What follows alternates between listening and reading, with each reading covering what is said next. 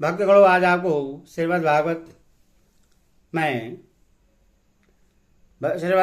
दूसरे अध्याय में भक्ति का दुख दूर करने के लिए नारद जी का उद्योग की कथा आपको कहूँगा। भक्तगणों, इसको ध्यानपूर्वक सुने और इस चैनल को लाइक करें, सब्सक्राइब जरूर करें। कृष्ण भगवान आपका कल्याण करेंगे। और कथा सुनो। भक्ति का दुख दूर करने के लिए नारद जी का उद्योग। नारद जी ने कहा, भाले तुम व्यर्थ ही अपने को क्यों खेत में डाल रही हो? अरे तुम इतनी चिंता दूर क्यों हो? भगवान श्री कृष्ण के चरण कमलों का चिंतन करो, उनकी कृपा से तुम्हारा सारा दुख दूर हो जाएगा। जिन्होंने कौरवों के अत्याचार से द्रौपदी की रक्षा की थी और गोप सुंदरियों को सनात किया था, वे श्री कृष्ण कहीं चले थोड़ी गए हैं। फिर तुम तो भक्ति हो और सदा उन्हें प्राणों से भी प्यारी हो। तुम्हारे बुलाने पर तो भगवान नीचों के घरों में भी चले जाते हैं। सत्य, तीर्था और द्वापर, इन तीन युगों में ज्ञान और वैराग्य मुक्ति के साधन हैं, किंतु कलयुग में तो केवल भक्ति ही ब्रह्मा साजुष्य मोक्ष की प्राप्ति कराने वाली है। यह सोचकर ही परमानंद चिंतमूर्ति ज्ञान स्वरूप श्री हरि ने अपने सत्य स्वरूप से तुम्हें रचा है। तुम साक्षात श्री कृष्ण चंद्र की प्रिया और परम सुंदरी हो। एक बार जब तुमने हाथ जोड़कर पूछा था कि मैं क्या करूं, तब भगवान ने तुम्हें यही आज्ञा दी थी कि मेरे भक्तों का पोषण करो। तुमने भगवान की वह आज्ञा स्वीकार कर ली। इससे तुम पर श्री हरि बहुत प्रसन्न हुए और तुम्हारी सेवा करने के लिए मुक्ति को तुम्हें दासी के रूप में दे दिया और इन ज्ञान वैराग्य को पुत्र के रूप में तुम अपने साक्षात स्वरूप से वैकुंठ धाम में ही भक्तों का पोषण करती हो। भूलोक में तो तुमने उसकी पुष्टि के लिए केवल छाया रूप धारण कर रखा है। तब तुम मुक्ति, ज्ञान और वैराग्य को साथ लिए पृथ्वी तल पर आई और सत्युग की द्वापर प्रयत्न बड़े आनंद से रही। कलयुग में तुम्हारी दासी मुक्ति पाखंड रूप रोग से पीड़ित होकर क्षीण होने लगी थी। इसीलिए वह तो तुरंत ही तुम्हारी आज्ञा से वैकुंठ लोक को चली गई।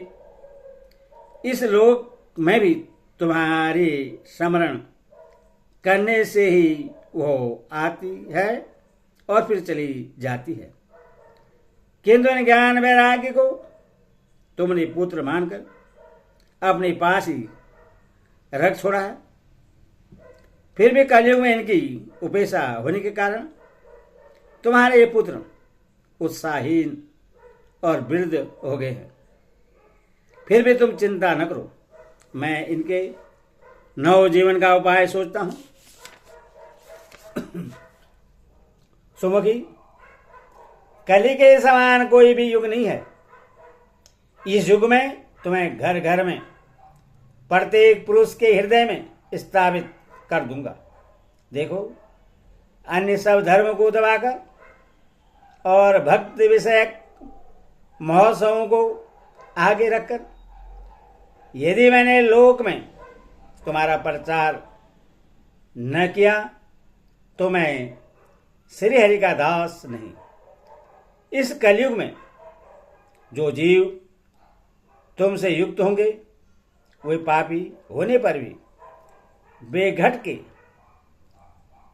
के भगवान श्री कृष्ण के अभय धाम को प्राप्त होंगे। जिनके हृदय में निरंतर प्रेम रूपिणी भक्ति निवास करती है। वे शुद्धांतकरण पुरुष स्वप्न में भी यमराज को नहीं देखते। जिनके हृदय में भक्ति महारानी का निवास है, उन्हें प्रेत, पिशाच, राक्षस या दैत्य आदि स्पर्श करने में भी समर्थ नहीं हो सकते। भगवान तप, वेदाध्ययन, ज्ञान और कर्म आदि किसी भी साधन से वश में नहीं किए जा सकते। वे केवल भक्ति से ही वशीभूत होते हैं। इसमें श्री गोपीजन प्रमाण है। मनुष्य का सहस्त्रों जन्म के पुण्य प्रताप से भक्ति में अनुराग होता है। कलयुग में केवल भक्ति ही सार है। भक्ति से तो साक्षात श्री कृष्णचंद्र सामने उपस्थित हो जाते हैं। जो लोग भक्ति से द्रोह करते हैं वे तीनों लोकों में दुख ही दुख पाते हैं। पूर्व काल में भक्त का तिरस्कार करने वाले दुर्वासा ऋषि को बड़ा कष्ट उठाना पड़ा था। बस व्रत, तीर्थ, योग, यज्ञ तथा ज्ञानचर्या आदि बहुत से साधनों की कोई आवश्यकता नहीं है। एकमात्र भक्ति ही मुक्ति देने वाली है। सूत जी कहते हैं, इस प्रकार नारद जी के निर्णय किए हुए अपने महात्म्य को सुनकर भक्ति के सारे अंक पुष्ट हो गए और वे उनसे कहने लगे। भक्ति ने कहा, नारद जी आप धन्य हैं, आपकी मुझ में निश्चय प्रीति है। मैं सदा आपके हृदय में रहूंगी, कभी आपको छोड़कर नहीं जाऊंगी। साधु, आप बड़े दयालु हैं। आपने क्षण भर में ही मेरा सारा दुख दूर कर दिया, किंतु अभी मेरे पुत्रों में चेतना नहीं आई है। आप इन्हें शीघ्र ही सचेत कर दीजिए, जगा दीजिए। सूर्य कहते हैं, भक्ति के ये वचन सुनकर नारद जी को बड़ी करुणा आई और वे उन्हें हाथ से हिला डुलाकर जगाने लगे। फिर उनके कान के पास मोह लगाकर जोर से कहा, ओ ज्ञान जल्दी जग पड़ो, ओ वैराग्य जल्दी जग पड़ो। फिर उन्होंने वेदध्वनि, वेदांत घोष और बार बार गीता पाठ करके उन्हें जगाया। इससे वे जैसे जैसे जैसे तैसे बहुत जोर लगाकर उठे, किंतु आलस्य के कारण वे दोनों जमाई लेते रहे। नेत्र उखाड़कर देख भी नहीं सके। उनके बाल बगुलों की तरह सफेद हो गए थे। उनके अंग प्राय सूखे काठ के समान निस्तेज और कठोर हो गए थे। इस प्रकार भूख प्यास के मारे अत्यंत दुर्बल होने के कारण उन्हें फिर सोते देख नारद जी को बड़ी चिंता हुई और वे सोचने लगे, अब मुझे क्या करना चाहिए। इनकी यह नींद और इससे भी बढ़कर इनकी वृद्धावस्था कैसे दूर हो।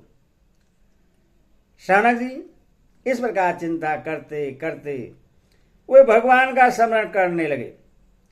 उसी समय यह आकाशवाणी हुई कि मुने खेद मत करो, तुम्हारा यह दुख निसंदेह सफल होगा। देवर्षि, इसके लिए तुम एक सत्कर्म करो। वह कर्म तुम्हें संत शिरोमणि महानुभाव बताएंगे।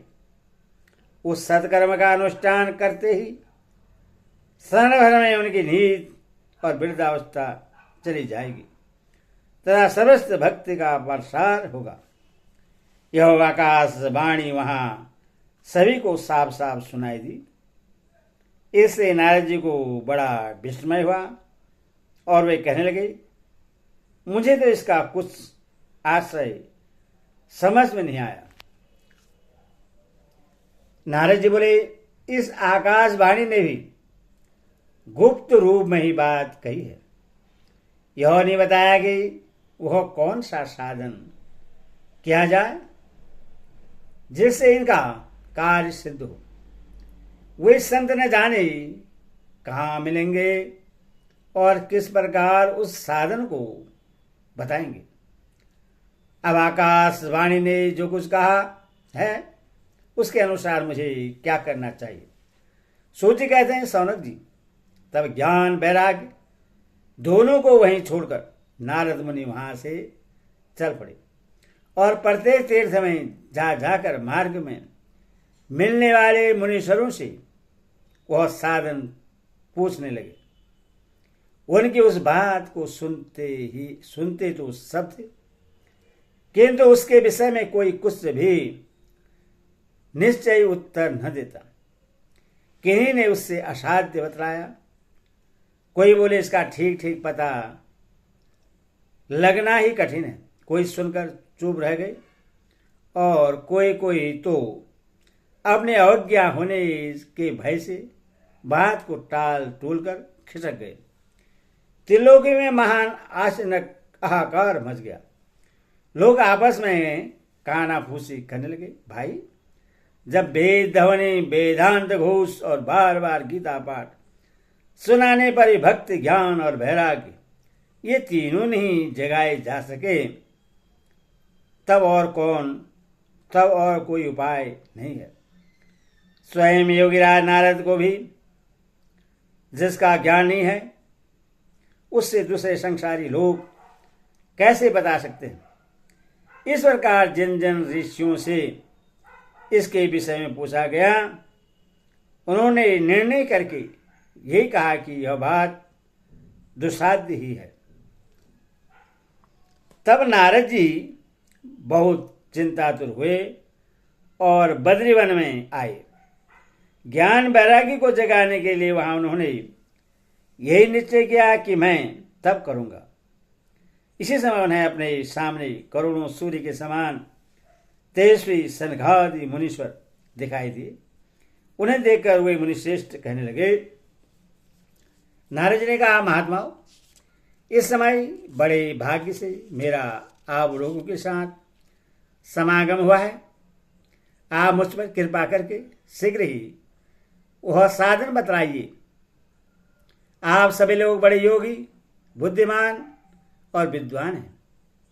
आप देखने में 5-5 वर्ष के बालक से जान पड़ते हैं, किंतु हैं पूर्वजों के भी पूर्वज। आप लोग सदा वैकुंठ धाम में निवास करते हैं, निरंतर हरि कीर्तन में तत्पर रहते हैं।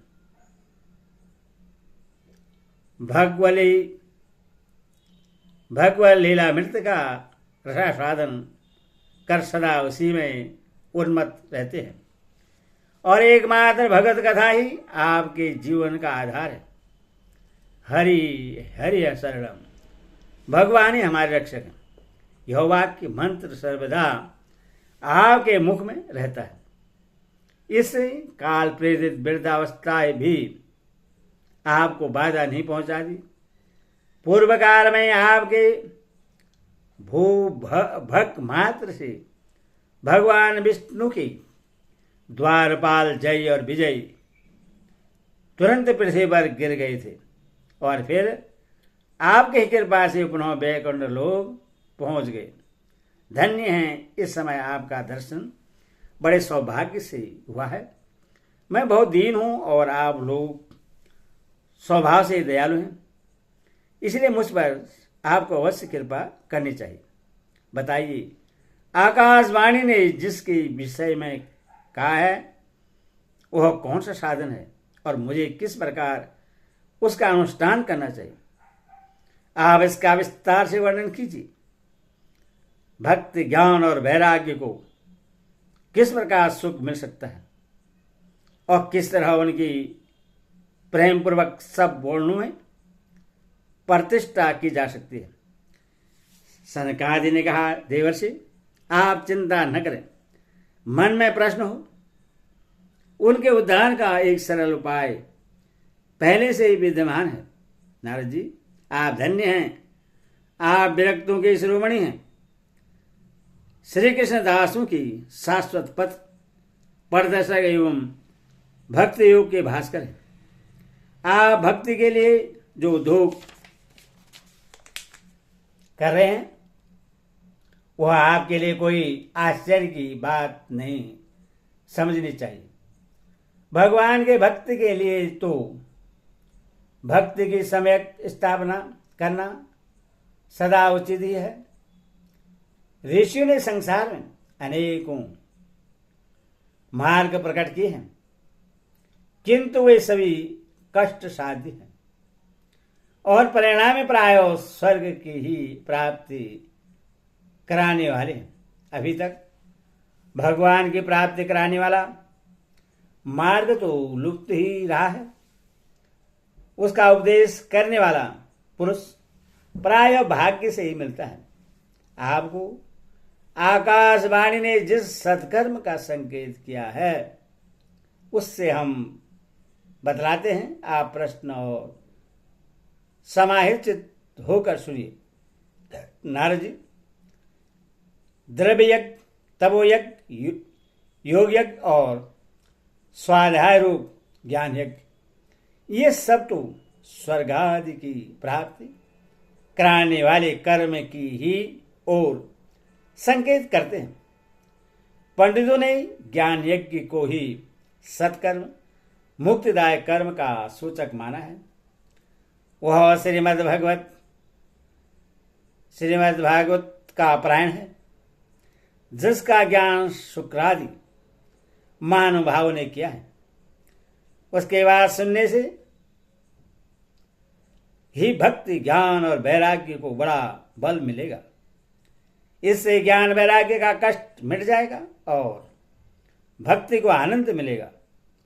सिया की गर्दनासन कर जैसे भेड़िए भाग जाते हैं, उसी प्रकार श्रीमद् भागवत की ध्वनि ने कलियुग के सारे दोष नष्ट हो जाएंगे। तब प्रेम रस प्रभावित करने वाली भक्ति, ज्ञान और वैराग्य को साथ लेकर प्रत्येक घर और व्यक्ति के हृदय में कीड़ा करेगी। नारद जी ने कहा, मैंने वेद वेदांत की ध्वनि और गीता पाठ करके उन्हें बहुत जगाया, किंतु फिर भी भक्ति, ज्ञान और वैराग्य ये तीनों नहीं जगे। ऐसी स्थिति में श्रीमद् भागवत सुनाने से वे कैसे जगेंगे? क्योंकि उस कथा के प्रत्येक श्लोक और प्रत्येक पद में भी वेदों का ही तो सारांश है। आप लोग शरणागत वत्सल हैं तथा आपका दर्शन कभी व्यर्थ नहीं होता। इसलिए मेरा यह संदेह दूर कर दीजिए, इस कार्य में विलंब न कीजिए। सनकादि ने कहा, श्रीमद् भागवत की कथा वेद और उपनिषदों के सार से बनी है, इसीलिए उनसे अलग उनकी फल रूपा होने के कारण वह बड़ी उत्तम जान पड़ती है। जिस प्रकार रस वृक्ष की जड़ से लेकर शाखा का प्रयत्न रहता है, किंतु इस स्थिति में उसका आस्वादन नहीं किया जा सकता। वही जब अलग होकर फल के रूप में आ जाता है, तब संसार में सभी को पीरे लगने लगता है। दूध में घी रहता ही है, किंतु उस समय उसका अलग स्वाद नहीं मिलता। वही जब उससे अलग हो जाता है, तब देवताओं के लिए भी स्वादवर्धक हो जाता है। खाट एक की ओर, छोर और बीच में भी व्याप्त रहती है, तथापि अलग होने पर उसकी कुछ और ही मिठास होती है। ऐसी ही यह भागवत की कथा है। यह भगवत पुराण वेदों के समान है। श्री व्यास ने इसे भक्ति, ज्ञान और वैराग्य की स्थापना के लिए प्रकाशित किया है। पूर्व काल में जिसमें वेदांत के पारगामी और गीता की भी रचना करने वाले भगवान वेद व्यास ने खिन्न होकर अज्ञान समुद्र में गोते खा रहे थे, उस समय आपने ही उन्हें 4 श्लोकों में इसका उपदेश किया था। उसे सुनते ही उनकी सारी चिंता दूर हो गई। फिर इसमें आपको आश्चर्य क्यों हो रहा है जो आप इससे प्रश्न कर रहे हैं? आपके उन्हें शोक और दुख का विनाश करने वाला श्रीमद् भागवत पुराण ही सुनना चाहिए। श्री नारद जी ने कहा, महानुभाव, आपका दर्शन जीव के संपूर्ण पापों को तत्काल नष्ट कर देता है और जो संसार दुख रूप दवानल से तपे हुए हैं उन पर शीघ्र ही शांति की वर्षा करता है। आप निरंतर शेष जी के सहस्त्र मुखों से गाए हुए भगवत कथा मृत का ही पान करते रहते हैं। मैं प्रेम रक्षणा भक्ति का प्रकाश करने के उद्देश्य से आपकी शरण लेता हूं। जब अनेकों जन्मों के संचित पुण्य पुंज का उदय होने से मनुष्य को सत्संग मिलता है, तब वह उसके अज्ञान जनित मोह और मदरूप अंधकार का नाश करके विवेक उदय होता है। ओम नमो भगवते वासुदेवाय। हरि ओम तत्सत्।